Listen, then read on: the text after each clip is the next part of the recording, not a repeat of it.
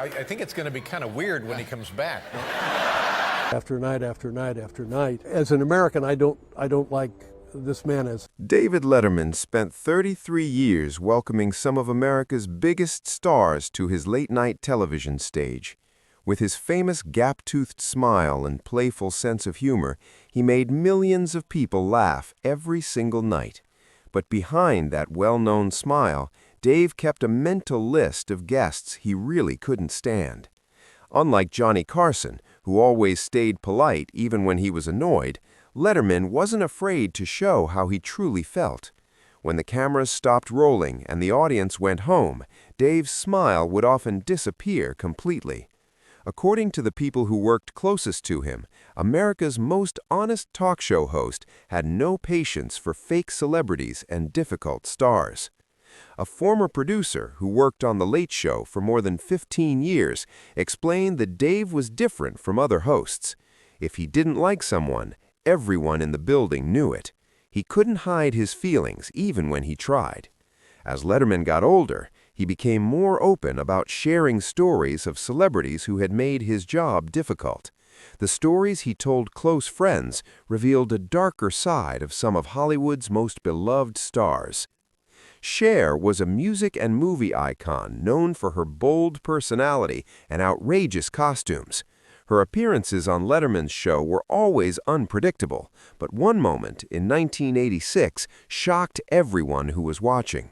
When Dave made a joke about her dating younger men, Cher looked straight at him and insulted him on live television. The audience laughed nervously, unsure if it was part of the act or a real insult. Behind the scenes, staff members knew it wasn't friendly banter. A former producer remembered that Cher arrived with an attitude that day. She was snapping at everyone backstage and complaining about Dave's questions before the interview even started. When she called him that name on camera, it wasn't a joke. She really meant it. After the show ended, Letterman reportedly told his team that Cher's disrespect crossed a line. Dave said he didn't mind playful insults, but that felt personal and mean. The producer recalled that their relationship remained cold for years, and Cher's appearances on the show became much less frequent after that incident. Chevy Chase was one of the original stars of Saturday Night Live and had a successful movie career throughout the 1980s. When he appeared on Letterman's show, viewers expected two comedy legends to have fun together. Instead, they got uncomfortable interviews where Chase seemed defensive and took offense at Dave's playful teasing. What should have been easy comedy became awkward tension. According to people who worked on The Late Show, Chase's ego was the real problem. A former writer explained that Chevy wanted to be the funniest person in the room at all times. When Dave made jokes that got bigger laughs than his, you could see Chevy getting angry. He would try to stop Dave's jokes or change the subject completely. During one particularly tense appearance in the 1990s, Chase allegedly complained during a commercial break that Dave was trying to make him look bad on purpose. After that interview, Letterman reportedly told his team that he couldn't understand how a comedian could be so bad at being a comedy guest.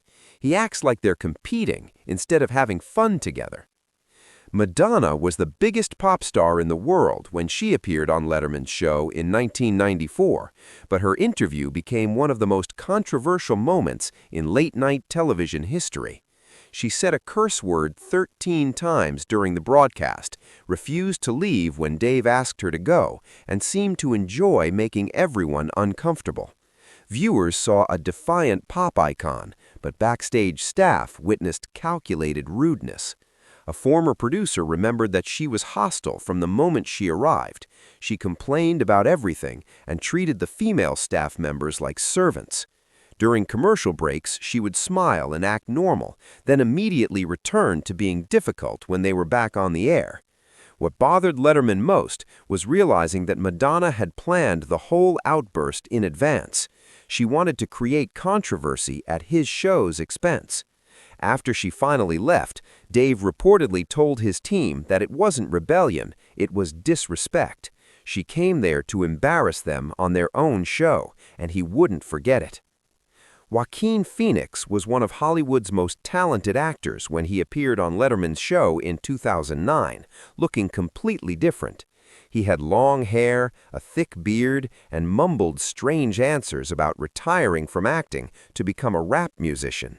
He seemed confused and uncomfortable, like he was having a breakdown on live television. Dave tried to be patient and understanding. Months later, Phoenix revealed the whole thing had been fake, part of a documentary film he was making. A former producer explained that Dave felt completely betrayed and used.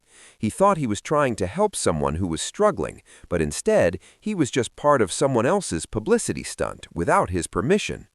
What made it worse was that Phoenix never apologized personally. He only acknowledged it was fake during other interviews. After learning the truth, Letterman reportedly told his team that he didn't care how good an actor someone is. If they make him look like an idiot on his own show, they're dead to him forever. Shirley MacLaine was a Hollywood legend with decades of hit movies and multiple Oscar nominations. But when she discovered New Age spirituality in the 1980s, her appearances on Letterman's show became uncomfortable lectures about past lives and crystal energy. MacLaine would talk down to anyone who didn't share her beliefs, treating Dave like he was spiritually ignorant. Every interview felt like being scolded by a disappointed teacher. What really bothered Letterman was how MacLaine treated his staff backstage. A former producer remembered that Shirley would tell crew members their auras were cloudy, or their energy was negative. She wasn't being helpful, she was being judgmental and rude to people who were just doing their jobs. The final straw came during a 1989 appearance when MacLaine interrupted a commercial break to tell Dave that his spiritual vibrations were too low for meaningful conversation. After that show, Letterman reportedly told his team that he didn't care how good an actor someone is. If they make him look like an idiot on his own show, they're dead to him forever. Crispin Glover was known for playing odd characters, but his 1987 appearance on Letterman's show became legendary for all the wrong reasons. Glover showed up wearing a wig and platform shoes, acting completely bizarre and speaking in a strange voice. What seemed like typical eccentric behavior turned dangerous when he almost kicked Dave in the head during the interview. The incident was so frightening that it changed security protocols for all future shows. A former stage manager recalled that Crispin was acting weird from the moment he arrived. He kept doing martial arts moves in his dressing room and wouldn't talk to anyone normally. They should have stopped the interview before it started. After the near-kick incident, security escorted Glover away during a commercial break. Dave was genuinely shaken and angry. He reportedly told his producer afterward that they would never book him again. He didn't care what movie someone was promoting. If they couldn't act like a normal person, they didn't belong on his show. He could have been seriously hurt that night. Harvey Pekar was the writer behind the underground comic American Splendor, which told stories about his ordinary life in Cleveland. His appearances on Letterman's show were supposed to be funny segments about this grumpy everyday guy. Instead, Pekar used Dave's stage to attack NBC and its parent company, General Electric, turning comedy interviews into political warfare that made network executives furious. Pekar didn't just criticize big business generally. He specifically called out NBC executives by name and accused them of caring only about profits. A former producer explained that Harvey would sit on Dave's couch and attack the people who signed Dave's paycheck. Dave tried to steer conversations back to funny topics, but Harvey kept bringing up serious political issues. NBC executives eventually told Letterman to stop booking Pekar completely. After his final appearance in 1988, Dave reportedly told his staff that he liked Harvey personally, but he couldn't have guests who wanted to turn his comedy show into a protest. This wasn't the place for that. Andy Kaufman was a groundbreaking comedian who loved confusing audiences with elaborate pranks and fake personas. His wrestling feud with Jerry Lawler seemed like performance art to some viewers and real violence to others. When both men appeared on Letterman's show in 1982, they got into a physical fight that ended with Kaufman throwing coffee in Lawler's face. Dave tried to maintain order, but things spiraled out of control quickly. What bothered Letterman most wasn't the chaos on camera. It was that Kaufman refused to tell him if anything was real or fake, even during commercial breaks. A former producer remembered that Dave asked Andy directly if they were really fighting or if it was an act. Andy wouldn't give him a straight answer. He treated Dave like he was part of the audience instead of the host. After the show, Letterman reportedly said he felt used and disrespected. Dave told them he couldn't trust Andy anymore because you never knew what was real with him. Bill O'Reilly was the host of a conservative political show on Fox News when he appeared on Letterman multiple times in the 2000s. Their interviews were supposed to be friendly debates between two television personalities with different views. Instead, they became tense arguments where O'Reilly talked over Dave and refused to accept any criticism of his positions. What made it worse was O'Reilly's condescending attitude. A former producer explained that Bill treated Dave like a student who needed to be educated. He would interrupt constantly and dismiss Dave's points without really listening. During one heated 2006 appearance about the Iraq War, the conversation became so aggressive that staff worried it might end badly. After that interview, Letterman reportedly told his team that he was done having political arguments on his comedy show.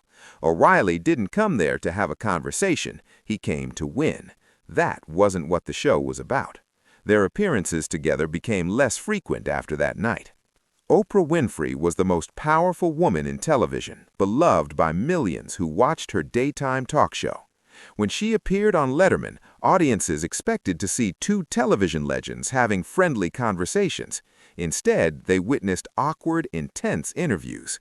What viewers didn't know was that behind the scenes, Oprah allegedly treated Dave and his staff like they were beneath her, creating uncomfortable tension throughout the building.